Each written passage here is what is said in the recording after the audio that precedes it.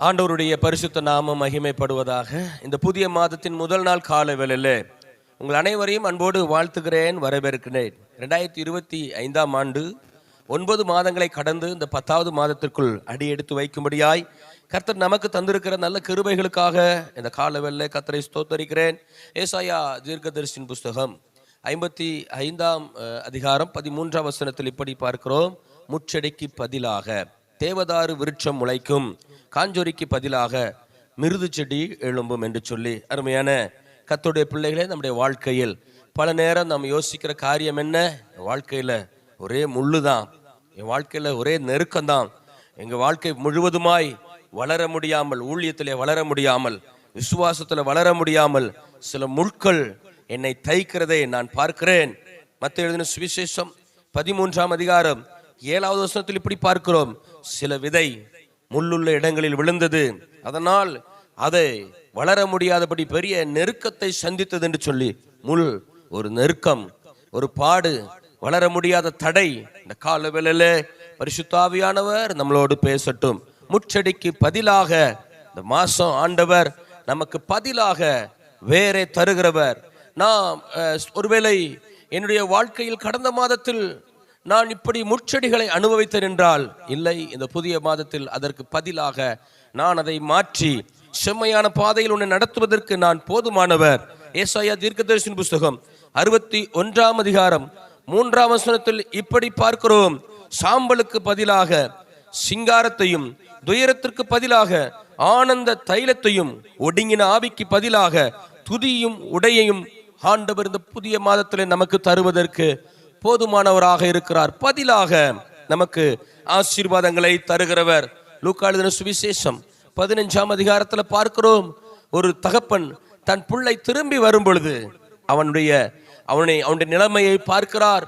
இங்கிருந்து போகும் பொழுது அவன் அழகான வஸ்திரம் தரித்தவனாய் போனான். இப்பொழுது அழுக்கான வஸ்திரம், அந்த அழுக்கான வஸ்திரத்தை கலற்றி மாற்றிவிட்டு உயர்ந்த வஸ்திரத்தை அவனுக்கு கொடுத்ததை பார்க்கிறோம். இந்த கால வேளையிலே பதில் செய்கிற ஆண்டவர், நம்முடைய வாழ்க்கையில் இருக்கிற அழுக்கை மாற்றி அதற்கு பதிலாக பரிசுத்தத்தை தருகிறவர், தரித்திரத்தை மாற்றி அதற்கு பதிலாக உயர்வை தருகிறவர், நம்முடைய வாழ்க்கையில் வியாதியை மாற்றி அதற்கு பதிலாக சுகத்தை தருகிறவர். ஆதியாகமம் 3ஆம் அதிகாரம் 17-18 வசனங்களில் பார்க்கும் பொழுது, ஆதாம் ஸ்தோத்திரம் ஆண்டவருடைய வார்த்தைக்கு கீழ்ப்படியாததனால் அவனுடைய நிலம் முட்களை முளைப்பிக்க ஆரம்பித்தது. முள் ஒரு சாபம், கர்த்தரால் விடப்பட்ட ஒரு சாபம். சில நேரங்களில் நம்முடைய வாழ்க்கையில் முள்.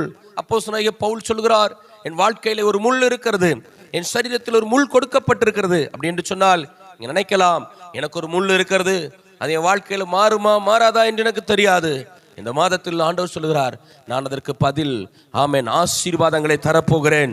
முள்ளுக்கு பதிலாக தேவதார் விருட்சத்தை நான் முளைக்க பண்ண போகிறேன். காஞ்சொரிக்கு பதிலாக மிருது செடியை முளைக்க பண்ண போகிறேன்.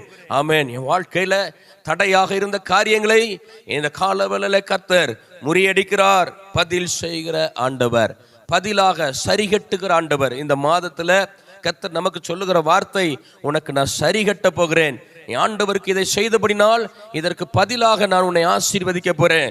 ஆண்டவரே, இந்த மாதத்துல அநேக நாட்கள் நான் உன்னுடைய பாதத்தில் அமர்ந்திருக்க போகிறேன், நேரத்தை உமக்கு நான் தரப்போகிறேன். ஆண்டவர் சொல்வார், அதற்கு பதிலாக கிருபைகளை நான் உனக்கு தருவேன், வரங்களை நான் உனக்கு தருவேன், வல்லமைகளை தருவேன். எதையெல்லாம் ஆண்டவருடைய கரங்களில் கொடுக்கிறோமோ அவர் அதை பதிலாக நிறைவுபடுத்தி தருவதற்கு அவர் போதுமானவராக இருக்கிறார். ஆதியாகமம் புஸ்தகம் 4ஆம் அதிகாரம் 25ஆம் வசனத்தில் இப்படி பார்க்கிறோம். பின்னும் ஆதாம் தன் மனைவியை அறிந்தான், அவள் ஒரு குமாரனை பெற்று காயின் கொலை செய்த ஆபேலுக்கு பதிலாக தேவன் எனக்கு வேறொரு புத்திரனை கொடுத்தார் என்று சொல்லி அவனுக்கு சேத் என்று பெயரிட்டாள். பதிலாக, ஆபேலுக்கு பதிலாக.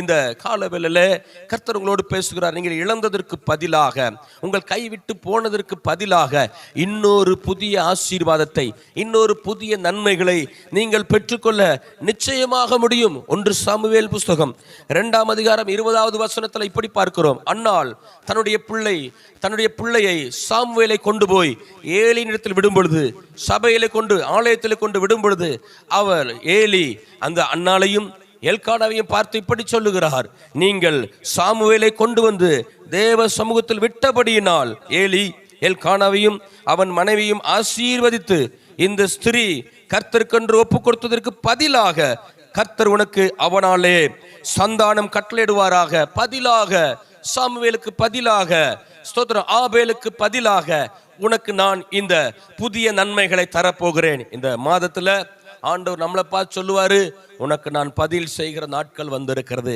சரி கட்டுகிற நாட்கள் வந்து இருக்கிறது. உங்க வாழ்க்கையில இழந்ததை திரும்பி தர அவர் போதுமானவராக இருக்கிறார். நிச்சயமாக இந்த மாதத்திலே சில காரியங்கள் உங்கள் வாழ்க்கையில் சரி கட்டப்படுவதாக.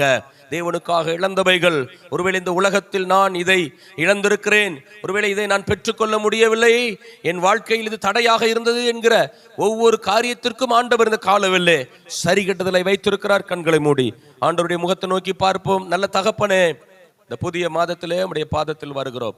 இந்த வார்த்தைகளை கேட்டுக்கொண்டிருக்கிற ஒவ்வொருடைய வாழ்க்கையிலும், குடும்பங்களிலும், ஊழியங்களிலும் ஒரு பெரிய சரி கட்டுதலை இந்த மாதம் அவர்கள் கண்டுகொள்ளட்டும், ஒரு பதிலை பெற்றுக்கொள்ளட்டும், இழந்தவைகளுக்கு பதிலாக புதிய ஆசீர்வாதங்களை பெற்றுக்கொள்ளட்டும் என்று சொல்லி ஆசீர்வதிக்கிறோம். தேவ கிருபை ஒவ்வொருவரையும் தாங்கட்டும். இயேசுவின் நாமத்தில் நல்ல பிதாவே, ஆமென். God bless you. Praise the Lord.